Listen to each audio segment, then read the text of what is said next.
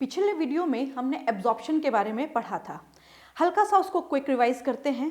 Absorption is the process in which the end product of digestion passes through the lining of intestine into the blood और lymph. यानी कि जो digested food है वो blood और lymph में alimentary canal की लाइनिंग यानी कि स्मॉल इंटेस्टाइन की लाइनिंग के थ्रू एब्जॉर्ब हो जाता है। तो यानी कि स्मॉल इंटेस्टाइन जो है वो प्रिंसिपल ऑर्गन है एब्जॉर्प्शन का। वहाँ हमने ये भी चीज़ डिस्कस की थी कि किस तरीके से ग्लूकोज, अमाइनो एसिड, इलेक्ट्रोलाइट का एब्जॉर्प्शन या ट्रांसपोर्टेशन होता है। तो ट्रांसपोर्टेशन या एब्जॉर्प्शन तीन तरीके से होता है। पहला है सिंपल डिफ्यूजन या जिसको हम पैसिव ट्रांसपोर्टेशन भी बोलते हैं। जो पैसिव ट्रांसपोर्टेशन है वो ट्रांसपोर्टेशन में हायर कॉन्सेंट्रेशन से लोअर कॉन्सेंट्रेशन की तरफ मॉलिक्यूल्स का मूवमेंट होता है, यानी कि अलोंग द कॉन्सेंट्रेशन ग्रेडियंट होता है। तो जब मॉलिक्यूल्स हायर कॉन्सेंट्रेशन से लोअर कॉन्सेंट्रेशन की तरफ जाएंगे तो एनर्जी भी नहीं लगेगी और आसानी से movement higher to lower concentration हो जाएगा। कौन कौन से ऐसे सब्सटेंसेस हैं? Glucose, amino acid and chloride ion का एब्जॉर्प्शन सिंपल डिफ्यूजन से या पैसिव ट्रांसपोर्टेशन से होता है। नेक्स्ट हमने पढ़ा था फैसिलिटेटेड ट्रांसपोर्ट। फैसिलिटेटेड ट्रांसपोर्ट भी higher concentration to lower concentration ही चलता है, बट फैसिलिटेटेड ट्रांसपोर्टेशन में जो फैसिलिटी चाहिए होती है वो होती है कैरियर प्रोटीन की। कैरियर प्रोटीन प्लाज्मा मेम्ब्रेन के ही प्रोटीन हैं जो सब्सटेंसेस को मूव करवाते हैं higher concentration to lower concentration. Glucose, fructose, amino acid facilitated transport से ट्रांसपोर्ट किए जाते हैं। फिर हमने लास्ट में पढ़ा था एक्टिव ट्रांसपोर्टेशन के बारे में। So what is active transportation? The movement of substance from a region of their lower concentration to the region of their higher concentration against concentration gradient. यानी कि यहाँ पे चीजें अगेंस्ट ग्रेडियंट थी, लो से हाई की तरफ थी, यानी कि कम से ज़्यादा की तरफ। जब किसी चीज़ का मूवमेंट कम से ज़्यादा की तरफ करवाया जाएगा तो वहाँ पे एनर्जी लगेगी, यानी कि बहुत ज़्यादा यहाँ पे मेहनत करनी पड़ेगी मूवमेंट के लिए। इसमें भी प्लाज्मा मेम्ब्रेन के प्रोटीन ही असिस्ट करेंगे और यहाँ पे वो क्या कंज्यूम करेंगे? एटीपी कंज्यूम करेंगे ट्रांसपोर्टेशन में। हमने यहाँ पे बहुत सारी चीज़ों के ट्रांसपोर्टेशन पढ़ा। बेसिकली जो एक्टिव ट्रांसपोर्टेशन है वो ग्लूकोज का, अमाइनो एसिड का, और बेसिकली यहाँ पे जो फैट्स हैं उनका ट्रांसपोर्टेशन हमने अभी तक नहीं पढ़ा है कि फैट्स किस तरीके से ट्रांसपोर्ट होंगे। तो फैट्स का जो ट्रांसपोर्टेशन है वो थोड़ा सा अलग है, और वो अलग क्यों है वी विल डिस्कस इट। जब हम फैट के ट्रांसपोर्टेशन की बात करते हैं तो फैट में जो एंड प्रोडक्ट हमें मिला था वो था फैटी एसिड्स, मोनोग्लिसराइड्स और ग्लाइसरॉल। तो यहाँ पे फैट्स में जो हमें एंड प्रोडक्ट मिला था वो था monoglycerides,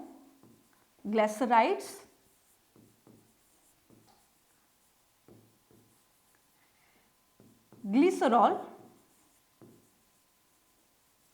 and normally fatty acids.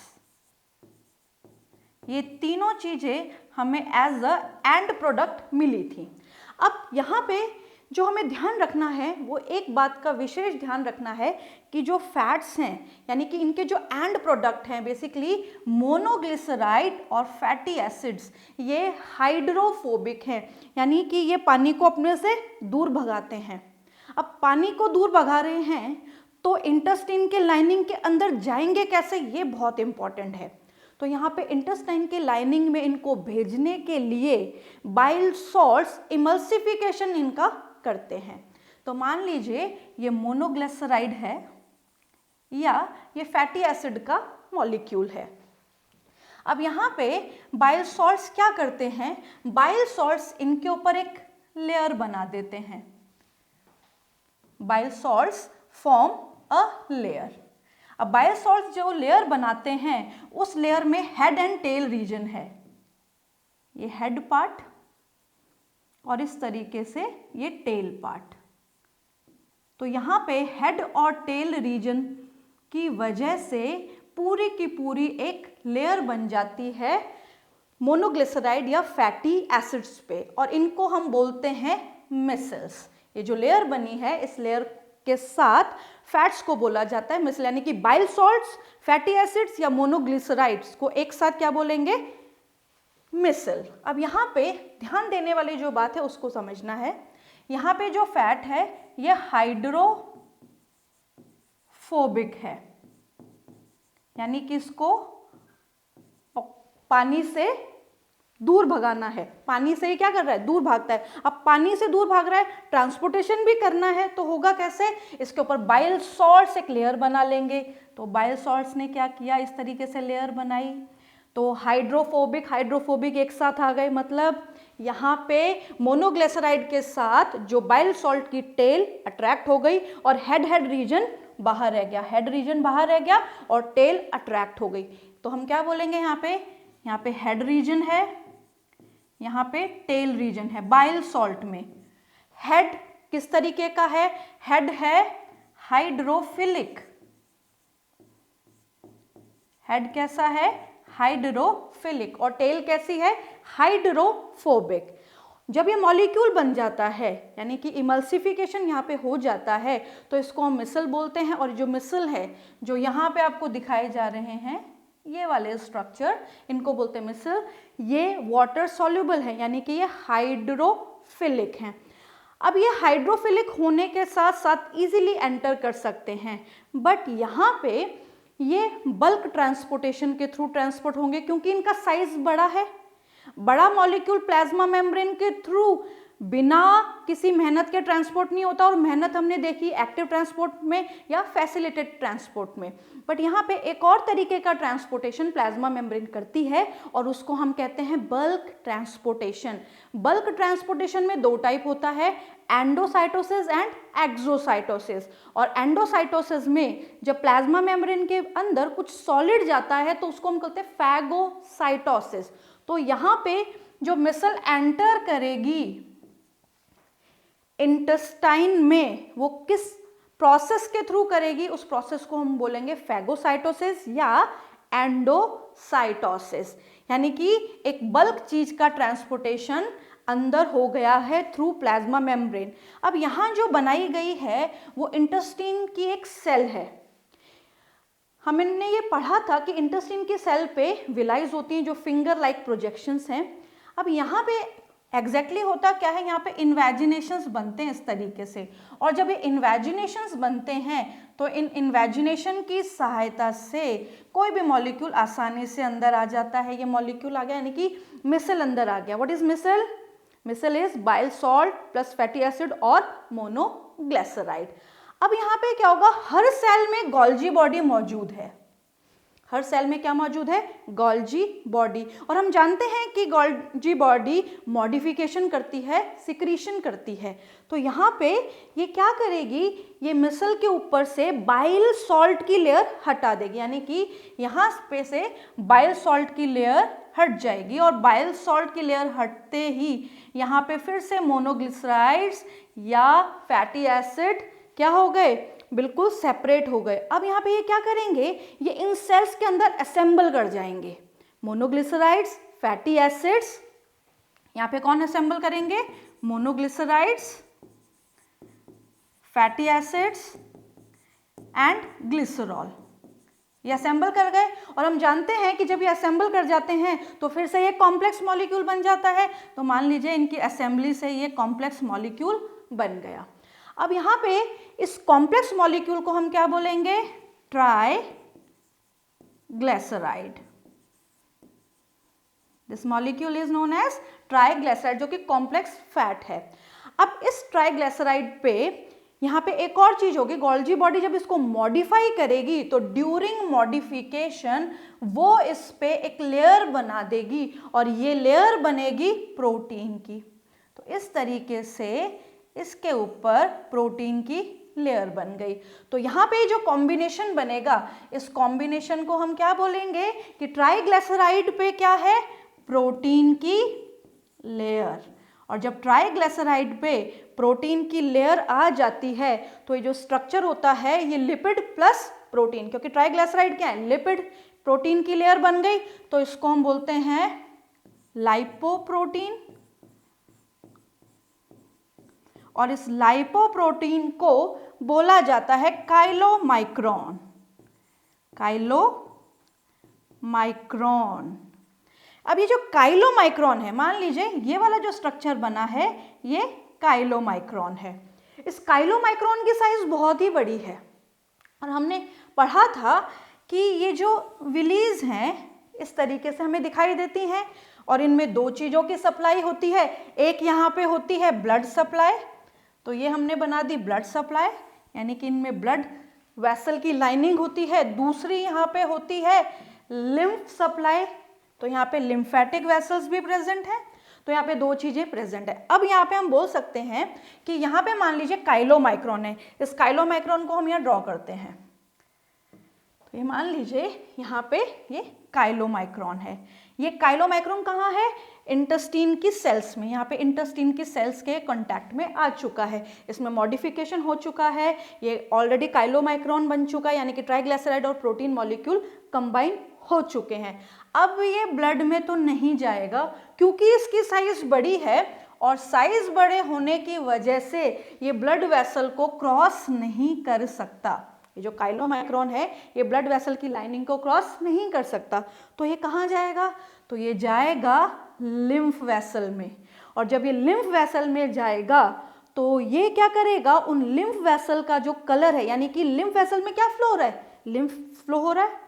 Lymph का जो रंग है वो सफेद क्यों है? क्योंकि उसमें एब्जॉर्ब्ड फैट मिक्स्ड है, और ऐसे लिम्फ वेसल्स में को हम बोलते हैं लैक्टिल्स। ऐसे लिम्फ वेसल्स को हम क्या बोलते हैं? लैक्टिल्स। तो यहाँ पे जो लिम्फ वेसल्स है उनको लैक्टिल्स बोला जाता है। तो फैट का एब्जॉर्प्शन, यानी कि काइलोमाइक्रोन का एब्जॉर्प्शन एग्जैक्टली कहाँ हो रहा है? लैक्टिल्स में हो रहा है। लैक्टिल्स क्या है? लिम्फ वेसल्स हैं। इसका रंग सफेद है क्योंकि इसमें एब्जॉर्ब्ड फैट की मात्रा ज्यादा है। अब ये क्या करेगा? ये जो लैक्टिल है, यानी कि जो लिम्फ वेसल हैं, ये अल्टीमेटली इस लिम्फ को, मान लीजिए अल्टीमेटली इस लिम्फ को कहाँ ट्रांसपोर्ट करेंगे? हार्ट में ट्रांसपोर्ट करेंगे। जब ये हार्ट में ट्रांसपोर्ट होगा तो उसका मेन मोटो क्या है? कि वो ब्लड में मिक्स होना ही चाहिए। तो अल्टीमेटली हार्ट क्या करेगा? इसको ब्लड में मिक्स कर देगा। तो अल्टीमेटली लिम्फ भी किस में मिक्स हो गया? ब्लड में, और ब्लड की सहायता से ये हमारी पूरी बॉडी में डिस्ट्रीब्यूट हो जाएगा, क्योंकि ब्लड हमारी पूरी बॉडी में फ्लो करता है। तो हमने यहाँ पे खास चीज क्या पढ़ी? थोड़ा सा ध्यान से देखें। यहाँ पे हमने खास चीज पढ़ी कि जो फैट का ट्रांसपोर्टेशन है थोड़ा अलग तरीके से होता है, और वो तरीका ये है कि फैट जो है वो हाइड्रोफोबिक है, यानी कि उसको पानी से डर लगता है, वो भगाता है पानी को। तो पानी को अट्रैक्ट करने के लिए यहाँ पे मोनोग्लिसराइड और फैटी एसिड पे बाइल सॉल्ट अपनी लेयर बना देते हैं, और ये जब बाइल सॉल्ट अपनी लेयर बना देते हैं तो इस स्ट्रक्चर को हम क्या बोलते हैं? Micelle. This structure is known as micelle. ये मिसल बन गया। मिसल की एंट्री किस प्रोसेस से हुई? पहला मिसल का बनना। क्वेश्चन किस पे आता है? मिसल क्या है? मिसल है बाइल सॉल्ट, फैटी एसिड या मोनोग्लिसराइड। किस तरीके का नेचर है? हाइड्रोफिलिक नेचर है। क्या एक्शन कर रहा है? इमल्सिफिकेशन का एक्शन कर रहा है। जो मिसल है वो एंटर कैसे होता है? दूसरा क्वेश्चन। तो जिस प्रोसेस से एंटर होता है उसको बोलते हैं हम endocytosis. This process is known as endocytosis. Endocytosis होने के बाद कहाँ चला गया? इंटेस्टाइन की सेल में चला गया, यानी कि इंटेस्टाइन की लाइनिंग में जो सेल्स है वहां चला गया। अब जब लाइनिंग में चला ही गया है तो ये क्या होगा? यहाँ पे ये आएगा गोल्जी बॉडी के कांटेक्ट में। गोल्जी बॉडी क्या करेगी? यहाँ पे सबसे पहले इसके ऊपर से बाइल सॉल्ट की जो डिपोजिशन हुई है उसको हटा देगी। जब जैसे ही बाइल सॉल्ट की डिपोजिशन हटती है तो यहाँ पे फैट है, और फैट के मॉलिक्यूल्स आपस में फिर जुड़ जाएंगे, यानी कि मोनोग्लिसराइड्स, ग्लिसरॉल्स और फैटी एसिड फिर जुड़ गए, और जैसे ही जुड़े तीनों फिर से क्या बन गए? कॉम्प्लेक्स बन गए। और इस कॉम्प्लेक्स मॉलिक्यूल को हम क्या बोलेंगे? ट्राइग्लिसराइड। इस कॉम्प्लेक्स मॉलिक्यूल को ट्राइग्लिसराइड बोला जाता है। अब ये जो कॉम्प्लेक्स मॉलिक्यूल है इसके ऊपर गोल्जी बॉडी प्रोटीन की लेयर बना देगा। प्रोटीन की लेयर बनते ही इसको क्या बोला जाएगा? इसको बोला जाएगा chylomicron. This is known as chylomicron, इसको काइलोमाइक्रोन बोल देंगे। अब काइलोमाइक्रोन बड़ा है, साइज बहुत ज़्यादा बड़ी है इसकी, तो बड़ी होने की वजह से सेल फिर से उसको बाहर निकालेगी, अपने पास तो रखेगी नहीं। तो जब ये सेल से एग्जिट होगा यानी कि बाहर निकलेगा, तो जिस प्रोसेस से निकलेगा उसको बोलेंगे एक्सोसाइटोसिस। तो यहाँ पे हर लाइन पे अपना एक क्वेश्चन है कि किस प्रोसेस से काइलोमाइक्रोन बाहर निकलता है, यानी कि सेल से बाहर निकल के और लिम्फ वेसल में जा रहा है, तो प्रोसेस एक्सोसाइटोसिस। लाइपोप्रोटीन क्या है, काइलोमाइक्रोन यानी कि ट्राइग्लिसराइड पे प्रोटीन की लेयर। मिसल क्या है, इमल्सिफाइड फैटी एसिड्स या मोनोग्लिसराइड। तो यहाँ पे जो फैट्स हैं वो बहुत ही डिफरेंट तरीके से अपना ट्रांसपोर्टेशन करते हैं। सो यहाँ पे हमने सारी चीज़ों का ट्रांसपोर्टेशन पढ़ लिया है कि किस तरीके से कार्बोहाइड्रेट, अमाइनो एसिड्स या फैट ट्रांसपोर्ट होते हैं। अब हम थोड़ा सा एनसीईआरटी पे फोकस करते हैं, अकॉर्डिंग टू एनसीईआरटी चलते हैं।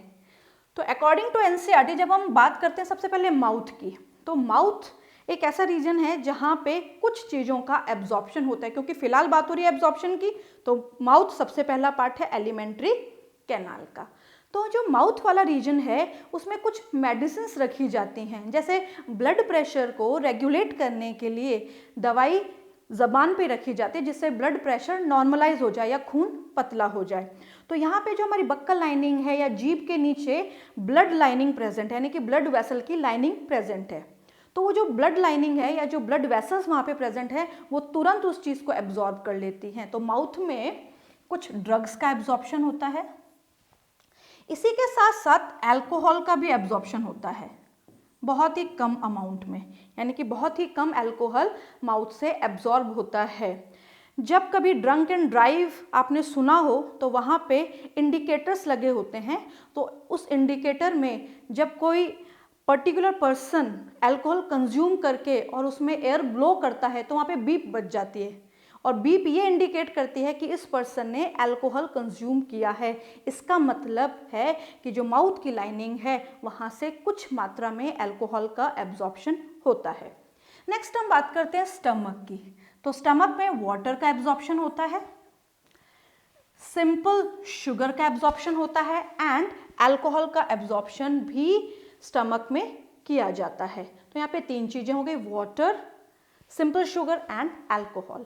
नेक्स्ट हम बात करते हैं स्मॉल इंटेस्टाइन की। Small intestine is the principal organ of absorption. अभी तक हमने जितनी भी चीजें पढ़ी एब्जॉर्प्शन से रिलेटेड वो सारी स्मॉल इंटेस्टाइन में तो हो रही हैं, जैसे ग्लूकोज का एंड प्रोडक्ट, कार्बोहाइड्रेट का एंड प्रोडक्ट ग्लूकोज, तो ग्लूकोज, फ्रक्टोज, गैलेक्टोज, प्रोटीन का, अमाइनो एसिड, फैट का, फैटी एसिड्स, ग्लिसरॉल, मोनोग्लिसराइड, सब कहाँ पे एब्जॉर्ब हो रहे हैं, स्मॉल इंटेस्टाइन में। Glucose, fructose, fatty acid, glycerol, amino acid. और जब ये एब्जॉर्ब होते हैं तो एब्जॉर्ब होकर अल्टीमेटली ये म्यूकोसा यानी कि इंटेस्टाइन की म्यूकोसा से होते हुए या तो ब्लड में चले जाते हैं या फिर ये लिम्फ में चले जाते हैं। फैट कहाँ जाते हैं, लिम्फ में, बाकी सारी चीज़ें कहाँ जाती है, ब्लड में। Last but not the least, large intestine. Large intestine water का एब्जॉर्प्शन करती है, मिनरल्स का एब्जॉर्प्शन करती है और कुछ ड्रग्स का भी एब्जॉर्प्शन करती है। ड्रग्स के साथ साथ ये विटामिन का भी एब्जॉर्प्शन करती है, क्योंकि जो हमारी लार्ज इंटेस्टाइन है वहाँ पे बहुत सारे माइक्रोब्स रहते हैं, यानी कि वो रहने के लिए जगह देती है। Example Escherichia coli, streptococcus. और यहाँ पे जिन विटामिन का एब्जॉर्प्शन होता है जैसे vitamin B1, vitamin B2, vitamin B12 etcetera, in vitamin का एब्जॉर्प्शन होता है। लार्ज इंटेस्टाइन में जितनी भी चीज़ें एब्जॉर्ब होती है, ध्यान रखना ये क्वेश्चन है कि लार्ज इंटेस्टाइन में जितनी भी चीज़ें एब्जॉर्ब होती हैं उसमें सबसे ज़्यादा वाटर एब्जॉर्ब होता है। अब यहाँ पे एक और डिलेमा देने वाला क्वेश्चन हमारे दिमाग में आ जाता है कि लार्ज इंटेस्टाइन और स्मॉल इंटेस्टाइन में वाटर का एब्जॉर्प्शन ज़्यादा कहाँ होता है, क्योंकि लार्ज इंटेस्टाइन में हॉस्ट्रा प्रेजेंट है और इसका डिटेल हम कर चुके हैं कि हॉस्ट्रा पाउचेज होते हैं जो वाटर के एब्जॉर्प्शन में, ज़्यादा वाटर के एब्जॉर्प्शन में मदद करते हैं। तो इस चीज़ को समझने के लिए हम एक डायग्राम से समझेंगे। एक और चीज़, एब्जॉर्प्शन इन डिओडिनम। डिओडिनम में आयरन का एंड कैल्शियम का एब्जॉर्प्शन होता है। कि डियोडिनम में बेसिकली तो जेजुनम है साइट एब्जॉर्प्शन की, मैक्सिमम जो एब्जॉर्प्शन होता है वो जेजुनम में होता है, बट डियोडिनम में आयरन और कैल्शियम का एब्जॉर्प्शन होता है। अब यहाँ पे जब हम फिगर वाइज देखते हैं तो ये डिलेमा हमें क्लियर कर देता है कि कौन सी साइट पे सबसे ज़्यादा पानी का एब्जॉर्प्शन हुआ है। जब हम पानी पीते हैं तो उसमें लगभग 2 से 3 लीटर हम पानी पीते हैं, तो यानी कि 2 लीटर हम इसको यहाँ मान लेते हैं। फिर जो सलेवरी ग्लैंड से सलाइवा सिक्रीट करते हैं उसमें 1 लीटर, 2 लीटर हमने इनटेक किया। स्टमक में जैसे ही फूड आता है तो 2 litre gastric juice, 2 litre gastric juice में वाटर प्रेजेंट है, 2 to 3 लीटर्स। अब यहाँ पे जैसे ही फूड स्मॉल इंटेस्टाइन में आता है तो बहुत सारे जूसेस आ जाते हैं एक साथ, जैसे लीवर से आने वाला बाइल जूस लगभग 1 लीटर या फिर 700 मिलीलीटर, पैनक्रियास से पैनक्रियाटिक सिक्रीशन लगभग 1.2 लीटर्स, एंड इंटेस्टाइन का खुद का सिक्रीशन लगभग 2 लीटर्स। तो एक साथ अगर हम बोलें कि वाटर और फूड इंटेस्टाइन में सबसे ज़्यादा प्रेजेंट होता है, तो फूड के साथ वाटर का एब्जॉर्प्शन भी स्मॉल इंटेस्टाइन में सबसे ज़्यादा होता है, यानी कि 92% एब्जॉर्ब्ड इन स्मॉल इंटेस्टाइन, चाहे आप वाटर की बात कर लें या न्यूट्रिएंट्स या एंड प्रोडक्ट्स की बात कर लें। फिर हम बात करते हैं लार्ज इंटेस्टाइन में बहुत ही कम एब्जॉर्प्शन होता है, 6 to 7% होता है वाटर का एब्जॉर्प्शन, और कुछ परसेंट वाटर फीकल मैटर के थ्रू बॉडी से एलिमिनेट हो जाता है। तो अगर क्वेश्चन आए कि सबसे ज़्यादा वाटर का एब्जॉर्प्शन कहाँ हुआ है, तो इसका करेक्ट आंसर है स्मॉल इंटेस्टाइन। बट वहीं अगर लार्ज इंटेस्टाइन में ये पूछा जाए कि लार्ज इंटेस्टाइन में जितनी भी चीज़ें एब्जॉर्ब हुई हैं उनमें से सबसे ज़्यादा क्या है, तो करेक्ट आंसर है water. So this is all about the absorption of water and the digested food in small intestine. In the next video, we will discuss about the assimilation and the egestion.